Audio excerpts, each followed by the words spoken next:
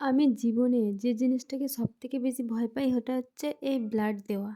চলো প্রথম থেকে বলি। আমি প্রত্যেকদিন লেট করে ঘুম থেকে উঠি, 8:30 9টা। আমার কাছে এসে আমার মাথার গোড়ায় আমাকে ডেকে ডেকে তোলানোর ডিউটি এনার।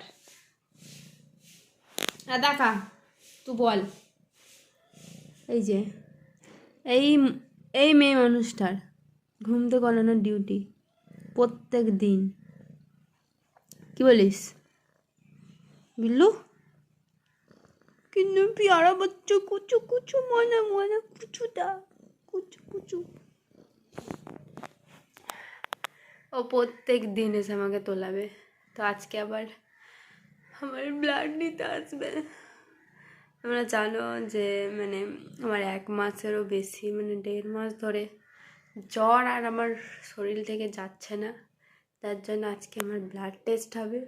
একটা আমাদেরই দাদা হয়, তো দাদাটা ব্লাড নিতে আসবে। চলো আমি তাড়াতাড়ি ফ্রেশ হয়ে নিই, কিচ্ছু খাওয়া যাবে না।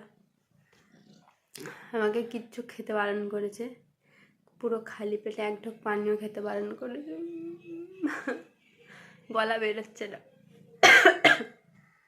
চলো বাই বাই, হাত মুখ ধুয়ে ফ্রেশ হয়ে নিই। আমি আমার বিল্লুকে একটুখানি আদর করে দিই, আমার কাছে শুয়ে পড়েও। তারপরে দেখি যে দাদা চলে এসছে আমার ব্লাড নিতে। আমার তো কি বলবো, এই যে আমার ভয়ে জানটা শুকিয়ে যায়। সত্যি কথা বলতে আমার এত ব্লাড নিয়ে যে আমার এত টেস্ট হয়েছে শরীর খারাপের জন্য। আর এই যে আমার মানে কি বলবো, 1 মাস 1.5 মাস হয়ে যাচ্ছে জ্বরে ছাড়ার কোনো নাম নেই। মানে ও প্রতিজ্ঞা করে নিই যে আমার শরীর থেকে যাবে না।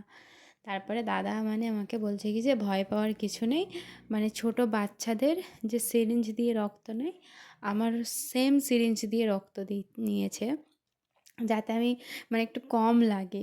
হ্যাঁ লাগবে তো বটেই, তাই না? যতই সবাই বলছে আমাকে মারা মারা, কিচ্ছু হবে না কিচ্ছু হবে না। হ্যাঁ মানে কি বলবো, আমার তো জান শুকিয়ে একটুখানি আমি বুকে হাত দিয়ে ইন্নালিল্লাহ পড়তে থাকছি, মানে দোয়া পড়ছি যাতে আমার কষ্টটা কম হয়। আর দাদা মানে খুব সুন্দরভাবে রক্ত নিয়েছে, আমার অতটাও কষ্ট হয়নি, কিছু মনে হয়নি গো। আর তোমরা যদি কেউ যারা ব্লাড টেস্ট করতে চাও, দাদার কাছে করতে চাও, তাহলে আমি নাম্বার দেবো, আমাকে কমেন্ট করো, আমি দিয়ে দেবো। খুব কম প্রাইসেই করে, কারণ আমার যতগুলো ব্লাড টেস্ট ছিল প্রায় 3,000 টাকার ওপরে, কিন্তু দাদা অনেক কম প্রাইসে করেছে। আমার ব্লাড দেওয়া হয়ে গেছে। দাদা বলছে যে তুই আগে কেন করিসনি, এতদিন কেন হয়েছিস? মানে আমার শরীর শুকিয়ে ভেঙে গেছে, আর ওয়েট এত পরিমাণে কমে গেছে, ডাক্তার আমাকে বলছে খাওয়া দাওয়া ছেড়ে দিয়েছো, ভালো করে খাও। ডাক্তারও টেনশানে পড়ে গেছে। তারপরে দাদা হাতে একটা টেপ লাগিয়ে দেয় যাতে ব্লাডটা না বার হয়। আর এখানে মা দাদার জন্য চা ডিম সেদ্ধ এসব করছিল।